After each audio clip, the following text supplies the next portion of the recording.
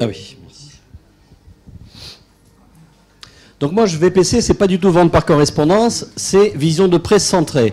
Puisque vous vous rappelez du traitement de Genassia, qui était un traitement décentré, il a lui-même abandonné pour maintenant prendre un laser Allegretto, je crois, c'est ça, alors qu'il présentait sur Laser Technolase la vision excentrée.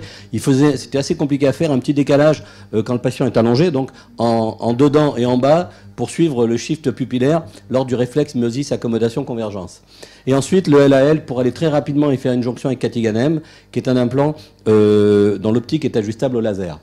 Donc le supracorps, c'est ce que nous avons ici comme laser sur le Technolase 217P. Tu nous as présenté une étude de 35 cas d'hypermétrope sur le laser 217Z100, sans correction de la multifocalité, mais où tu en avais obtenu. Le laboratoire Technolase a sorti le 217P pour Presbytie, avec toute une programmation que je dirais de Q automatique, vous allez voir pourquoi. Donc, je vous ai montré ici ce petit schéma, avec une cornée ici qui a été multifocalisée par un traitement supracorps, et l'aberration sphérique dont vous a parlé Damien, qui est ici. Alors, en physique, ça c'est l'aberration physique longitudinale, ça c'est la transversale, mais je voudrais insister sur bien comprendre qu'est-ce que c'est que ce facteur Q, d'asphérisité cornéenne, et qu'est-ce que c'est que cette aberration sphérique en micron dont on nous parle tout le temps. Alors, voilà ce dont nous disposons ici, juste à côté, d'une station Orbscan ici, topographe, et abéromètre, Zywave, qui est un super autoréfractomètre qui vous donne les aberrations optiques.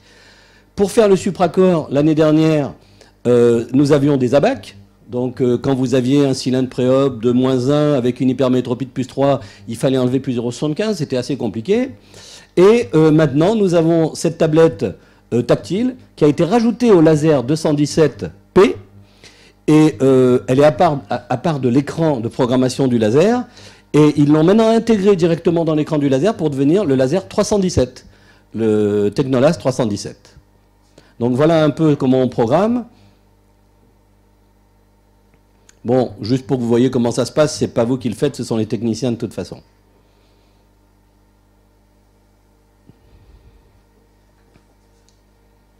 Voilà, alors qu'est-ce que vous avez comme appareil à votre disposition pour étudier tout ce dont vous a parlé Damien? Vous avez cet Orbscan, l'Orbscan 2, qui a un topographe de Placido. Vous voyez que les Placido de l'I6 et les Placido initiaux étaient plans. Celui-là, il est incurvé. Plus vous avez une lampe à fente qui se déplace 20 fois d'un côté, 20 fois de l'autre devant la cornée, pour vous donner une pachymétrie. Seulement, il faut bien comprendre que cette machine est valable en préopératoire.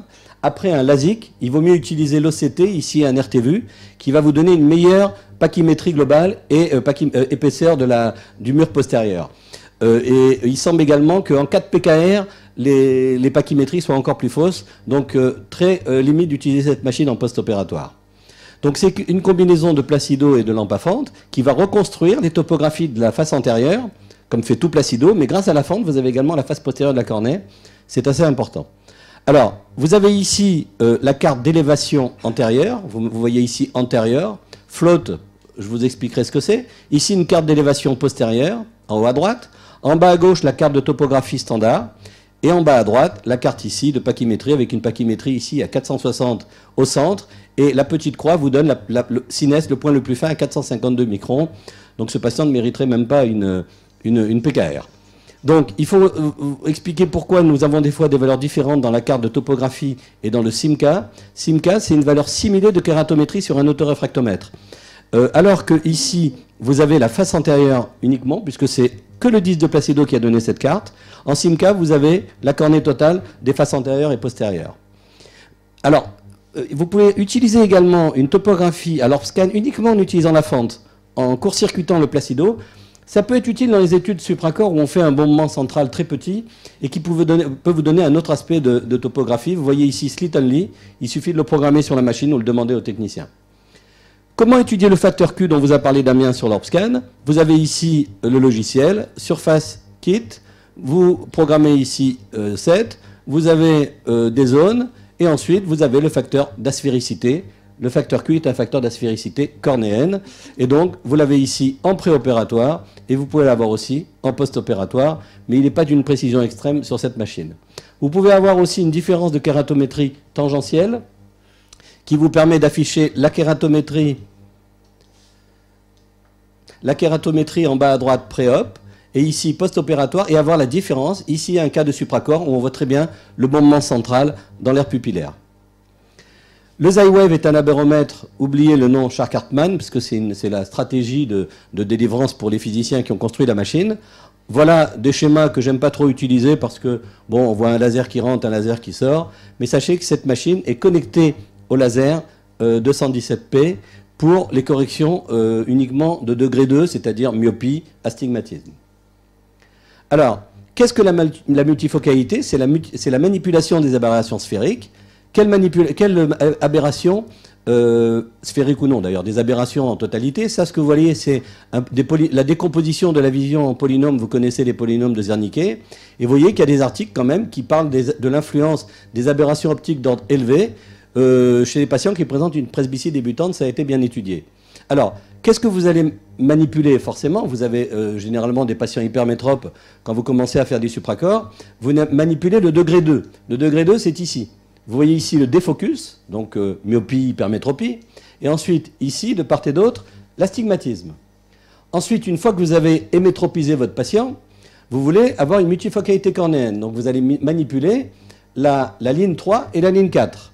Donc, je vous rappelle que ce schéma est la décomposition de la vision en termes mathématiques. Zernike est un mathématicien.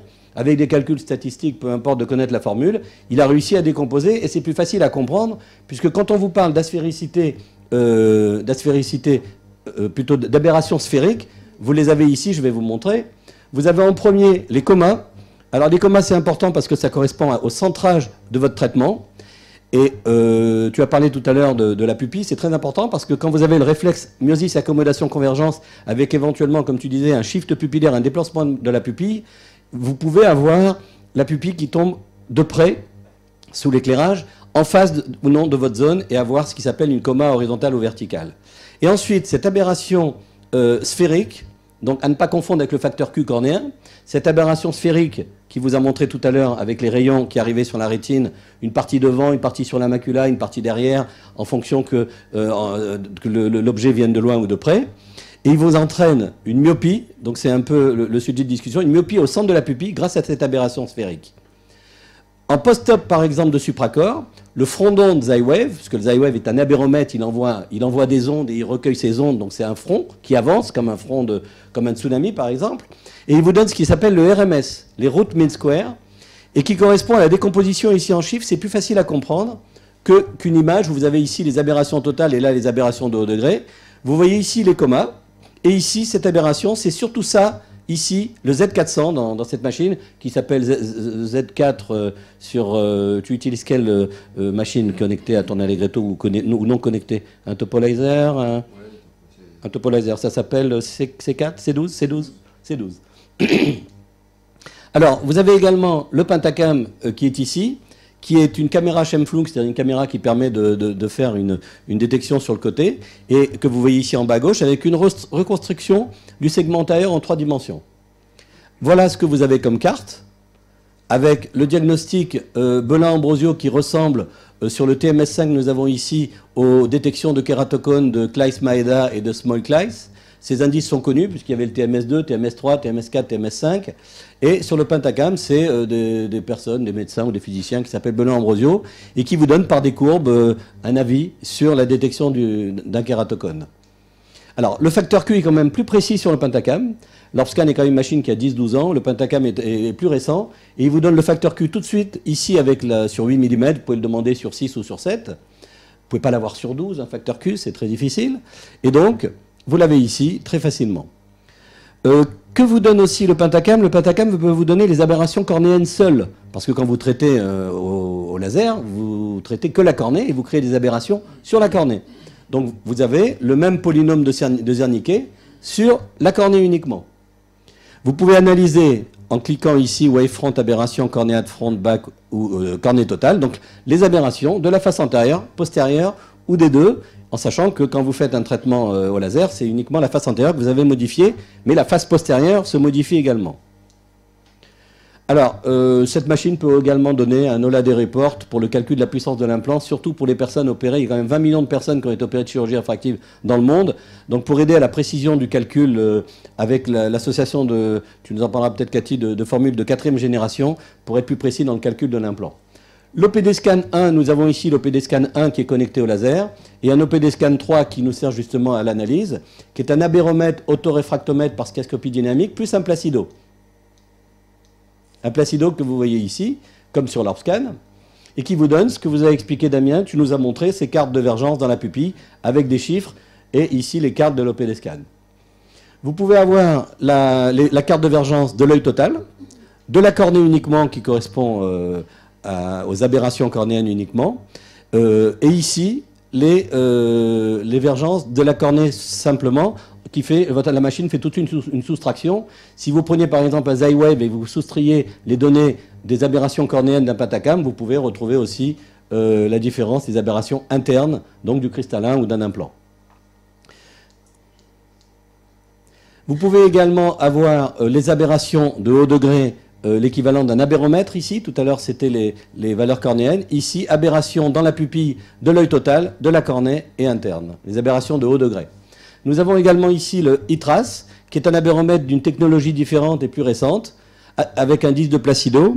Et dans cette technique, alors que le Xywave analyse tous les points en même temps, c'est un front d'onde qui avance. Ici, c'est un laser qui est envoyé séparément à travers la pupille, et donc ça évite les confusions en cas de front d'onde perturbé. Et donc cette machine faisant une analyse point par point est censée reconstruire mieux les aberrations de haut degré. Vous avez donc là aussi le front d'onde de la face antérieure de la cornée, de l'œil entier. Vous pouvez avoir, comme sur un abéromètre, les comas, et ici, les aberrations sphériques. Un truc très important avec le ITRAS, vous pouvez avoir les mesures selon l'axe visuel ou selon l'axe pupillaire. Ici, on est sur l'axe visuel, et vous pouvez avoir l'angle kappa, alors qu'il est donné sur un ORBScan en degrés, vous l'avez ici en millimètres de chiffre par rapport au centre de la pupille. Prenons ici un exemple d'un sujet qui a un angle kappa important avec une mesure selon l'axe de la pupille, le centre de la pupille.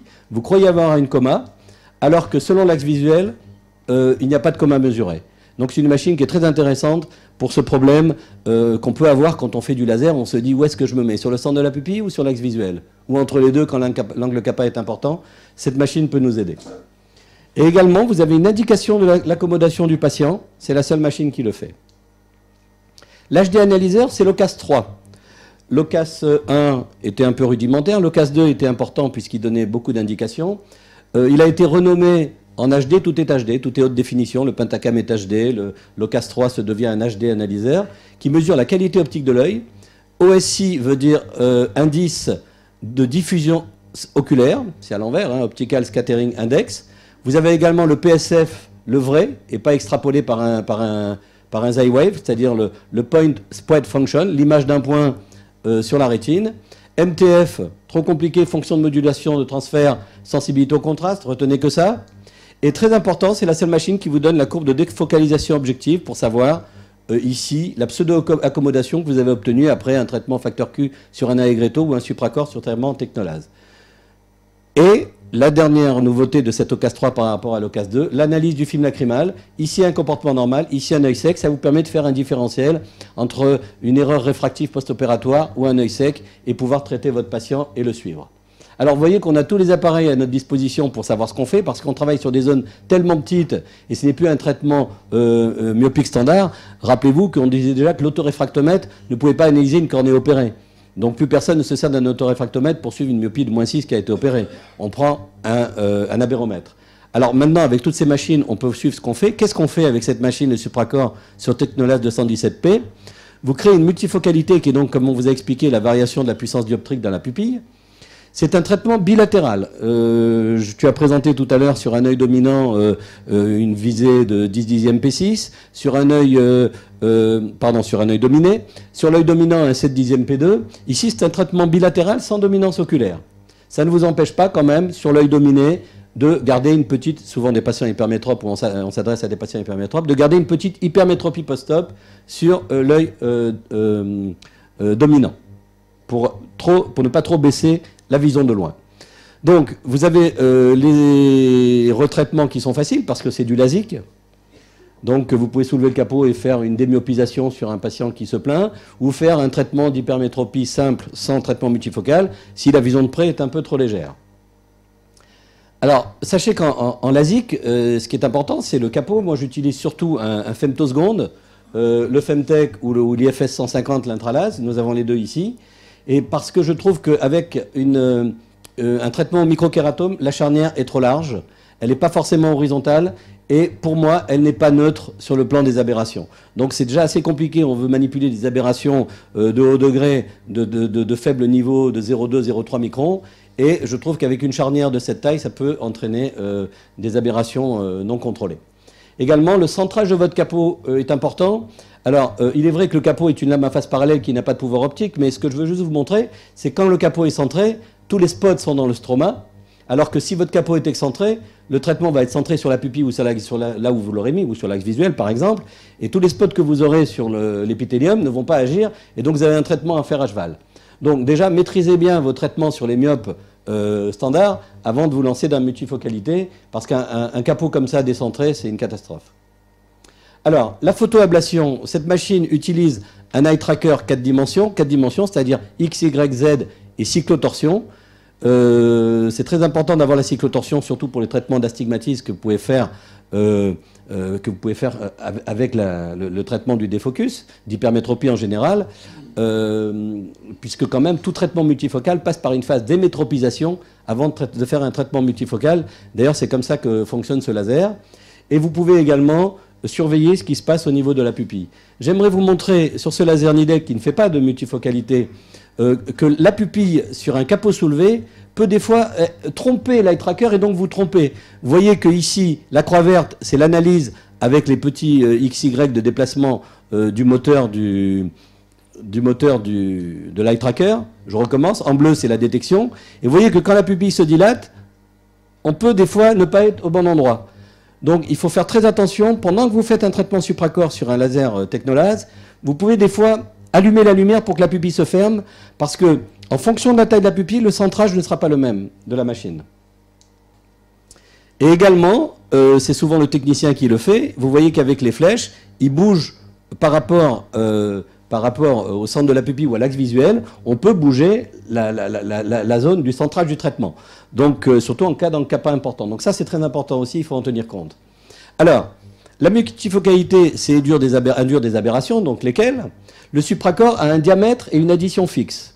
Vous ne touchez pas au facteur Q comme sur la laser Allegretto, ce n'est pas customisable, et c'est le chirurgien, comme je vous ai dit, qui fait le centrage. Donc il y a quand même pas mal de paramètres du chirurgien.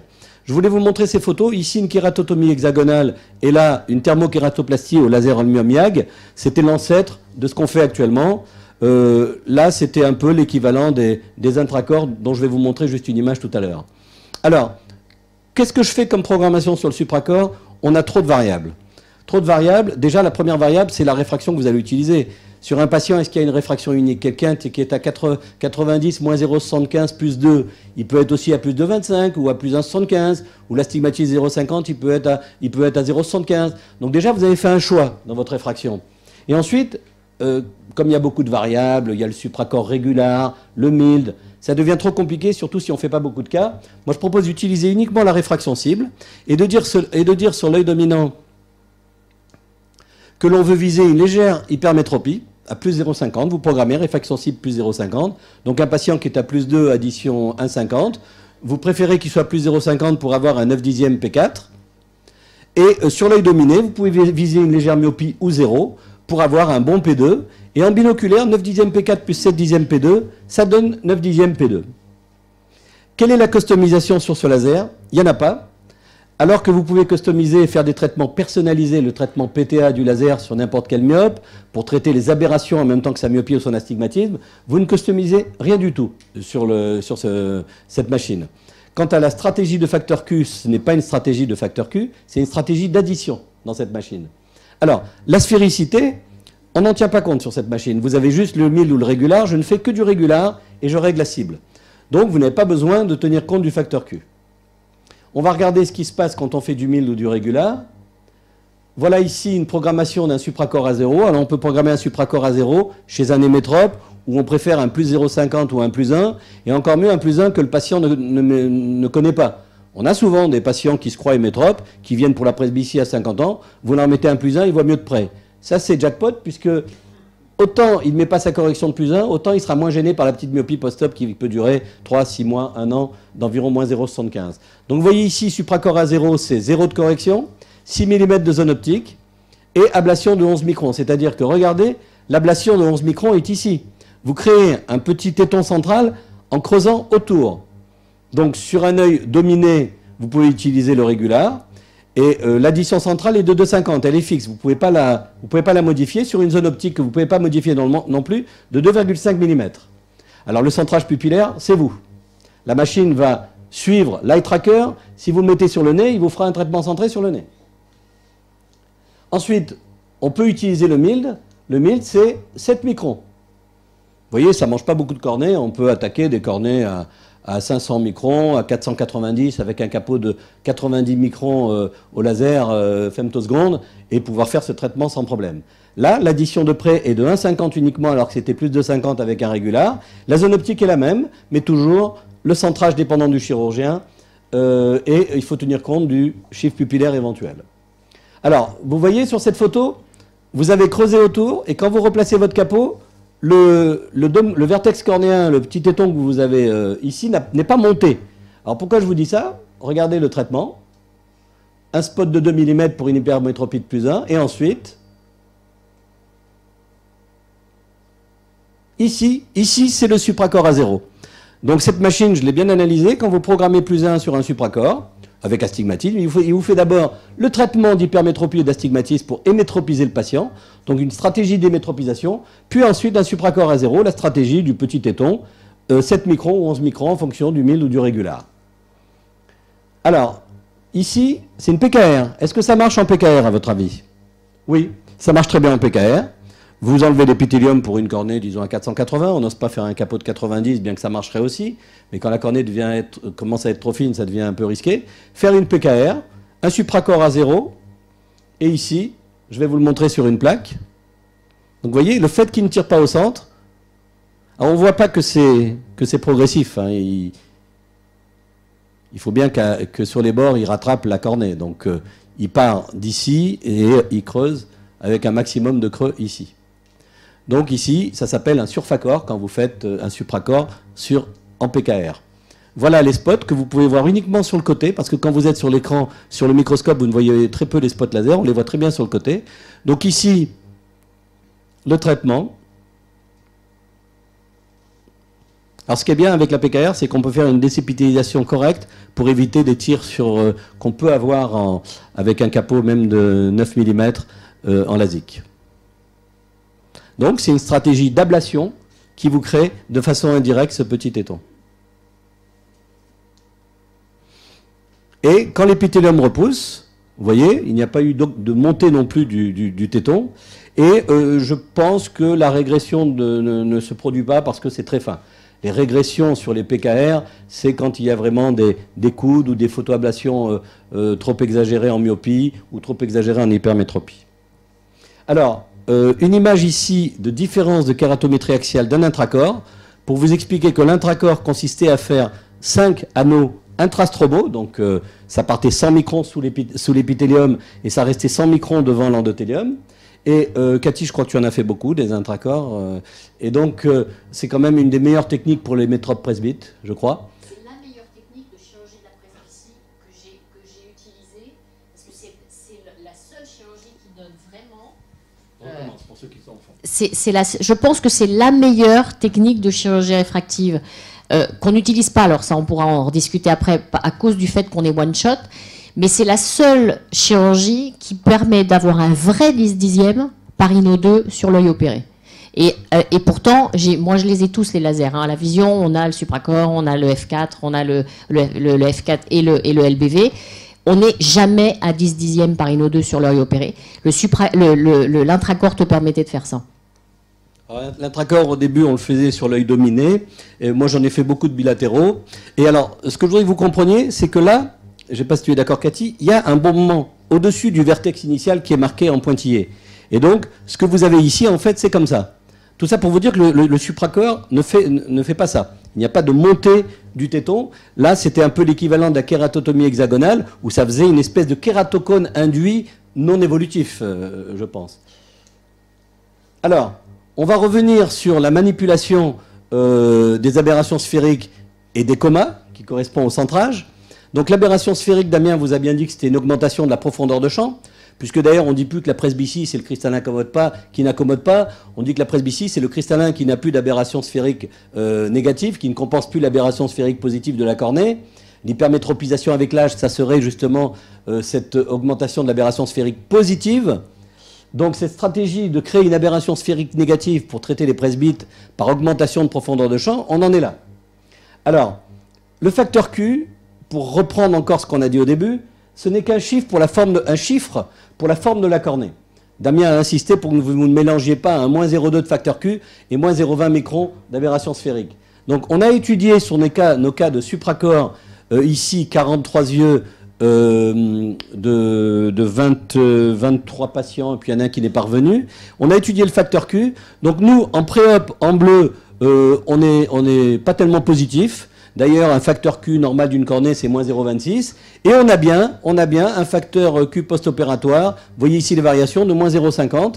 Et on fait donc, comme disait M. Jourdain, que tu en parlais tout à l'heure, qu'on a bien connu, on fait du facteur Q sans le savoir sur le supracorps. Alors, l'aberration sphérique, c'est pas la forme de la cornée, mais ça correspond quand même, c'est ici. C'est-à-dire les rayons centraux qui arrivent sur la macula et les rayons marginaux qui arrivent avant. Donc l'idéal, c'est d'avoir la macula au milieu pour avoir tous les rayons possibles et d'avoir une profondeur de champ. Donc forcément, le 10 dixième P2 qu'ils ont, c'est pas un 10 dixième qu'on a à 20 ans. Et alors, maintenant, le Z40, le Z400, cette aberration sphérique, je ne parle plus de facteur Q, cette aberration sphérique, on l'a étudiée aussi. Donc là, elle est positive en préopératoire et elle passe en négatif. Donc on a bien une négativation de l'aberration sphérique en supracorps. Voilà la démonstration s'il était besoin.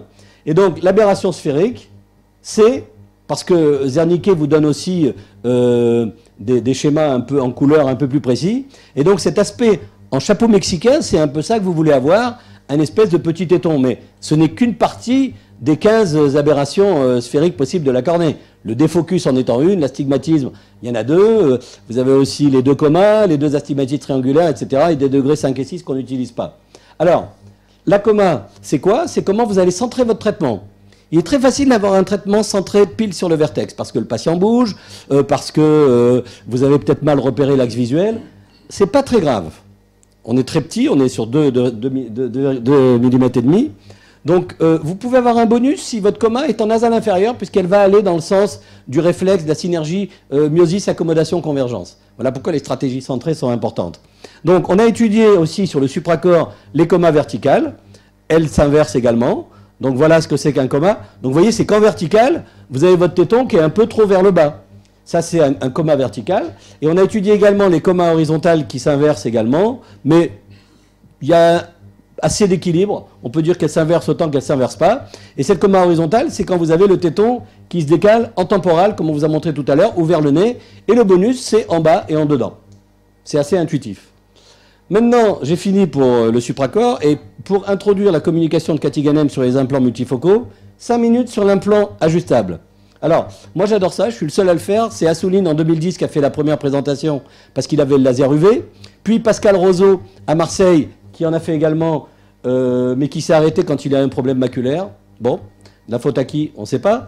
Et donc, moi ensuite, j'ai acquis le laser et j'ai commencé à faire quelques cas. C'est un implant en silicone avec une tête d'implant des années 90, je reconnais. Mais c'est un silicone avec des polymères qui sont polymérisables, des macromères qui sont polymérisables par la lumière. Alors, l'idéal, c'est une chirurgie avec un capsulorhexis de 5,5 sur une optique de 6, avec injecteur par une incision de 2,8. Le laser, le voilà, c'est pas vraiment un laser, c'est une lampe UV avec 700 000 micromiroirs, donc ça vous fait un peu ce que fait un laser excimer. Donc voilà la longueur d'onde, et puis vous mettez un verre qui n'est pas un verre à 3 miroirs, c'est comme un verre de gag sur l'œil du patient, et l'irradiation peut durer de 45 à 130 secondes. Le seul problème, il faut reconnaître sur cette stratégie, c'est les lunettes que le patient doit mettre le jour, parce que même dans toute lumière, il y a des ultraviolets, et, pardon, ça c'est à l'intérieur, excusez-moi, et ça c'est quand il sort. Donc, il faut qu'il ferme les yeux quand il change de lunettes, et s'il oublie, il risque d'avoir ce qui se passe en bas à droite, c'est-à-dire une polymérisation non contrôlée de l'optique de l'implant.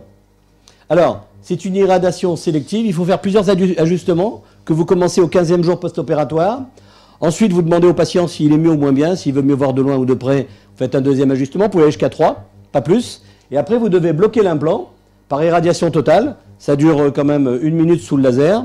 Et vous bloquez l'implant, et là, il peut enlever, après 2 séances, il peut enlever ses lunettes. Donc voilà les profils d'ajustement. Ça ressemble un peu à des profils d'ablation de laser excimer.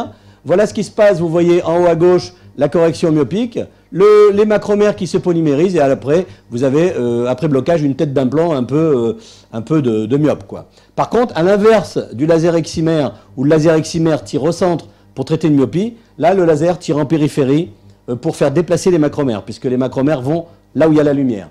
Pour l'hypermétrope, c'est l'inverse. Vous tirez au centre avec ce laser. Et alors, qu'est-ce que vous pouvez faire avec tout ça comme stratégie? Vous avez par exemple la monovision ajustable. C'est-à-dire, vous faites une vision de loin sur un œil dominant, une vision de près sur l'œil dominé. C'est la monovision que certains utilisent sur un laser excimer. Après chirurgie réfractive, puisque c'est un peu l'indication de ce laser, vous pouvez métropiser l'œil qui ne l'était pas. Ensuite, vous pouvez induire une aberration sphérique sur cet implant si vous avez une cornée asphérique. Vous savez qu'on parle beaucoup maintenant d'implant asphérique, puisque les implants sphériques sont moins à la mode. Là, on peut, si on veut, induire des aberrations sphériques ou non sphériques. Et alors enfin, le must, c'est pour ça que ça fait partie du cours, c'est l'addition centrale sur cet implant, c'est-à-dire c'est un peu le supracorps ou le facteur Q de l'implant. Et l'avantage par rapport à ce qu'on a vu tout à l'heure, c'est que bon, en fonction de la taille de la pupille, vous pouvez modifier la puissance de cette addition et son diamètre. C'est quand même pas mal. Bon. Et alors, l'intérêt de ce CNA Custom NIR Addition, c'est que ça pénalise très peu la vision de loin, puisque une fois qu'on a fait l'addition sur le laser, on peut le démyopiser sans perturber la vision de près. Être sur l'axe visuel, bien qu'il n'y ait pas d'eye tracker, mais quand on tient l'œil avec un verre, c'est plus facile. On a invoqué une ressemblance de cet implant avec l'implant Cristallins HD, celui qui avait une petite pastille centrale. Donc voilà ce qui est censé faire cet implant quand le sulcus ciliaire, parce qu'on dit que le sulcus fonctionne quand même à la presbytie, mais que c'est l'agrandissement de la taille du cristallin qui fait que le muscle ciliaire ne peut plus agir. Et on voit très bien ici sur ce profil dioptrique de l'implant qu'on a une addition centrale sur cet implant accommodatif. Ne confondez pas implant multifocal et accommodatif. L'accommodatif, il est censé mimer le cristallin et accommoder. Et ensuite, l'effet bonus, c'est quoi? C'est l'effet bonus qui a été trouvé sur cet implant quand on faisait la pastille d'addition centrale et qui ressemblait à cet implant distribué par Topcon, qui est l'implant M+. J'en ai mis 2 et j'étais étonné que ça marche. Donc c'est un peu bizarre puisque voilà un peu le trajet des rayons. Il a quand même une addition de verre à double foyer, quoi. C'est quand même un peu étonnant. Et alors, vous allez entendre parler de cet implant, puisque ce que l'on fait sur l'œil du malade par cette lampe UV peut être fait en usine, et ça s'appelle l'implant EDOF, Extended Depth of Focus, donc une zone d'extension de profondeur de champ. Ça rejoint un peu le traitement qu'on fait au laser, d'augmenter la profondeur de champ pour la vision de près. Donc c'est un implant suisse qui va bientôt sortir. Les résultats de l'implant LAL, Light Adjustable Lens, c'est une très bonne correction à 0,5 dioptrie de l'acide dans 90% des cas traités avec une bonne stabilité. Ça, c'est nos cas. Donc, on a dans 94% une hémétropie complète et dans 6% des cas, une anomalie inférieure à une dioptrie. Et en vision de près, l'effet bonus dans 30% des cas, où sans faire l'addition, on a quand même une augmentation de vision de près, réelle. Et alors, les résultats du CNA2 dans la littérature internationale, c'est dans 80% des cas, une vision supérieure à P3, et ça évolue sur 6 mois. Pourquoi? Parce qu'il est possible que l'implant continue à travailler après, puisqu'on avait uniquement 13% à avoir P3 au tout début. Donc là, je vous montre pour terminer un cas personnel de CNA2. Vous êtes sûrement étonné quand vous voyez les cartes de divergence de Damien que notre addition ne soit pas parfaitement centrée. Je crois qu'en fait, c'est nos machines qui nous le font croire que c'est décentré. Avec notre eye tracker et le traitement qu'on fait, je pense que c'est très centré, mais on a du mal à bien l'avoir sur la machine, surtout avec des Orbscan d'ancienne génération où vous avez un scotum central par la place de la caméra. C'est pour ça qu'il faut préférer des machines type Schemflug, Pentacam ou iTrace. Voilà, je laisse la parole. Alors oui, ça, vous avez droit à un beau diplôme si vous êtes formé sur l'implant Calhoun. Donc vous pouvez tout à fait, pour les chirurgiens, poser un implant Calhoun dans une clinique n'importe laquelle, mettre les lunettes pendant 15 jours et venir faire l'ajustement ici, puisque nous disposons d'un laser, comme vous venez faire vous avez votre patient myope au cabinet et que vous venez le faire dans un centre. Voilà.